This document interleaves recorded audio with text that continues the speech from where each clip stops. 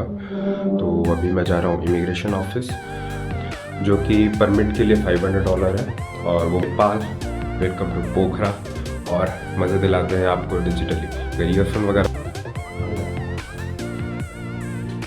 Immigration office के सामने खड़ा हुआ हूँ, और परमिट की तो ऐसा कुछ परमिट है।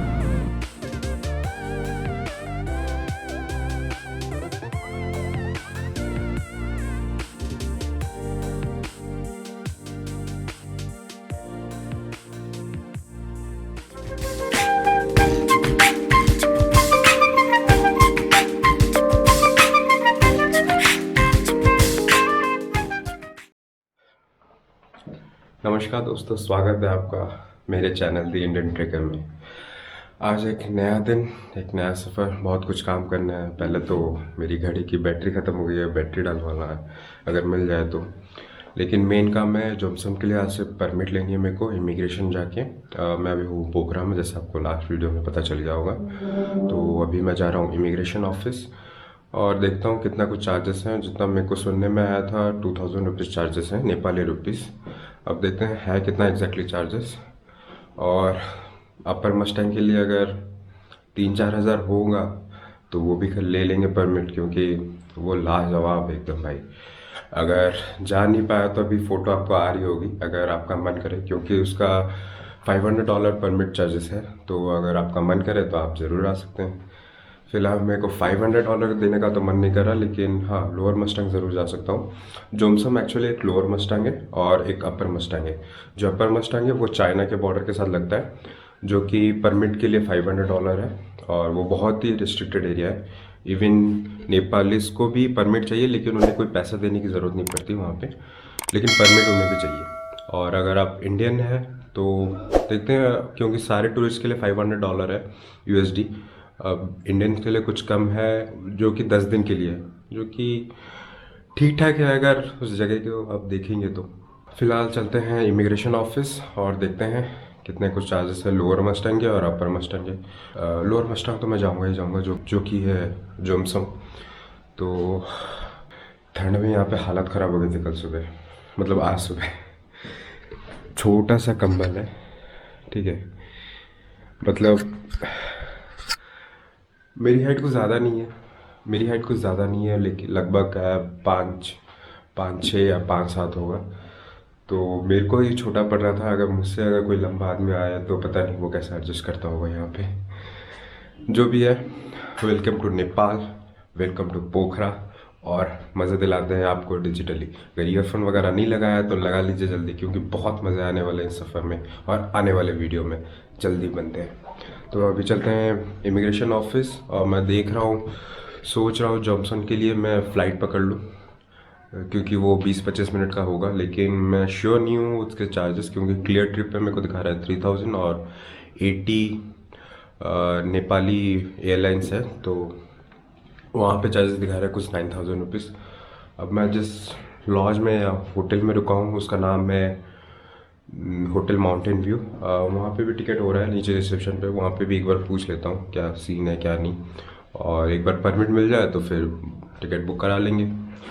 फिलहाल चलते हैं इमिग्रेशन ऑफिस। सुन्नु न, भोलि जम्सनको फ्लाइट छ कि छैन?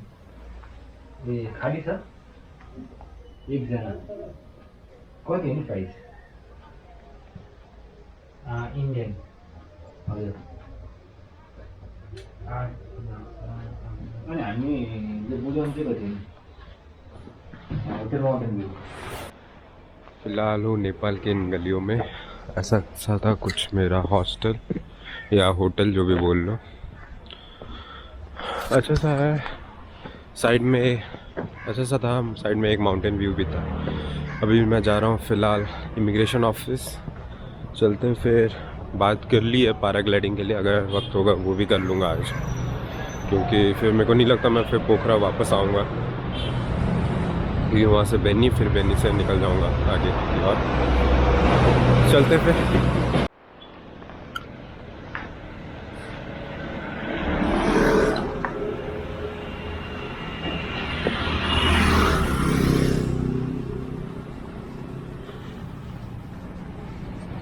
फिलहाल इमिग्रेशन ऑफिस के सामने खड़ा हुआ हूँ, शायद ही आपको यहाँ से व्यू दिख रहा होगा। जाएंगे अभी तो बहुत आगे जाना है, व्यू भी अच्छे अच्छे मिलेंगे। मैं जाता हूँ, परमिट लेके आता हूँ, फिर देखता हूँ, फिर आपसे बात करता हूँ क्या डॉक्यूमेंट चाहिए क्या नहीं। तो भैया परमिट तो मिल गया, लेकिन थोड़ा बहुत लोचा भी हो गया था, क्योंकि बात करूँ अगर डॉक्यूमेंट्स की तो आपको चाहिए यहाँ पे एक इंश्योरेंस कॉपी, जो कि कंपलसरी है। कोई भी इंश्योरेंस चलेगा आपको, बट हेल्थ इंश्योरेंस होना चाहिए। मेरे पास तो नहीं था, बट मैंने एक ओयो बुक किया था यहाँ पे रहने के लिए, तो वहाँ पे इंश्योरेंस मिला था, वही इंश्योरेंस आईडी से काम चला लिया। अगर आप यहाँ पे आ रहे हैं तो पहले से इंश्योरेंस करके आ जाइए, या फिर आपका कुछ कोई इंश्योरेंस है तो उसका इंश्योरेंस नंबर या स्क्रीनशॉट वगैरह लेके आइए। बस इंश्योरेंस नंबर चाहिए और वो रिसेप्शन में वहाँ पे चेक करेंगे, बस उतना ही। और बात करूँ परमिट की तो ऐसा कुछ परमिट है, और टोटल चार्जेस बताऊँ तो 1600 रुपये है नेपाली करेंसी। बात करूँ टोटल चार्जेस की तो 1600 रुपये कुछ पड़ा। एक था 600 रुपये का और एक था 1000 रुपये का, तो टोटल 600 रुपये पड़ेगा आपको अगर अन्नपूर्णा कंजर्वेटिव जा रहे हैं तो आप। और अगर बात करूँ अपर मस्टैंग की तो वो कुछ $500 है।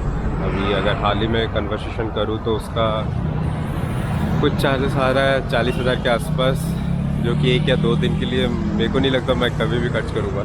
40,000 बहुत ज़्यादा होते हैं। और फिलहाल के लिए तो अपर मस्टैंग नहीं जा रहे हैं, लेकिन अन्नपूर्णा कंजर्वेटिव जा रहे हैं। वहाँ पे भी बहुत खूबसूरत जगह है, जैसे कि मुक्तिनाथ टेम्पल और भी बहुत सारी जगह हैं। तो फिलहाल चलते हैं अपने रूम वापस, देखते हैं अगर आज कर सकते हैं हम पैराग्लाइडिंग तो पैराग्लाइडिंग करेंगे, वरना फिर देखते हैं पोखरा में विज़िट करेंगे क्या हो सकता है। चलिए। और अगर बात करूँ डॉक्यूमेंट्स की तो मुझसे तो पासपोर्ट मांगा, लेकिन आप अगर वोटर आई कार्ड से आ रहे हैं तो वोटर आई कार्ड भी दे सकते हैं, क्योंकि पासपोर्ट ज़्यादा बेटर रहता है, इसलिए मैं पासपोर्ट लेके ही आया गया था। फिलहाल तो अभी तक कहीं पासपोर्ट चेक नहीं हुआ था, बट परमिट के टाइम पे उनको पासपोर्ट मांगे थे और पासपोर्ट चेक हुआ, पासपोर्ट नंबर और पासपोर्ट डिटेल सब चेक किए गए। बस अगर आप पासपोर्ट लेके आ रहे हैं तो आपको ज़्यादा आसानी होगी। तो मेरा तो यही सलाह है कि आप पासपोर्ट लेके आइए, एक दिन पोखरा में रुकिए और नज़ारे को बस एंजॉय कीजिए, बस नेपाल को फील कीजिए, ताकि आप कहीं भी अन्नपूर्णा रिजर्व जा रहे हो या अपर मस्टैंग जा रहे हो तो वो फीलिंग आए आपको कि हाँ आप नेपाल में हो। फ़िलहाल तो नेपाल बहुत अच्छा लग रहा है, बहुत ही साफ़ सुथरा भी है। देखिए आगे चलते हैं, फिर बात करते हैं आपसे। एक गुड न्यूज़ देना चाहता हूँ, मैं अभी जा रहा हूँ पैराग्लाइडिंग करने, फाइनल हो गया। 5,000 रुपये लेंगे विद इंक्लूडिंग, मतलब होटल से पिकअप और ड्रॉप, और फिर कैमरा के साथ। अब कैमरा खुद का तो अलाउ नहीं कर रहे, बट उनका जो गोप्रो होगा उसी से काम चलाना पड़ेगा। फ़िलहाल वो आएगी एक अगले वीडियो में। और ये रहा मेरा होटल का व्यू, देखिए ज़रा, शायद ही दिख रहा होगा, वहाँ पे पहाड़ियों की चोटी है। और अब बात करो पहाड़ी की हाइट की तो काफ़ी ऊंचा है, मतलब मनाली या शिमला में शायद इसका आधा होगा। अब उस पहाड़ से हम करने वाले हैं पैराग्लाइडिंग, और फ्लाइट अच्छी रहेगी होपफुली, और जल्दी मिलते हैं एक नए वीडियो में। चलिए।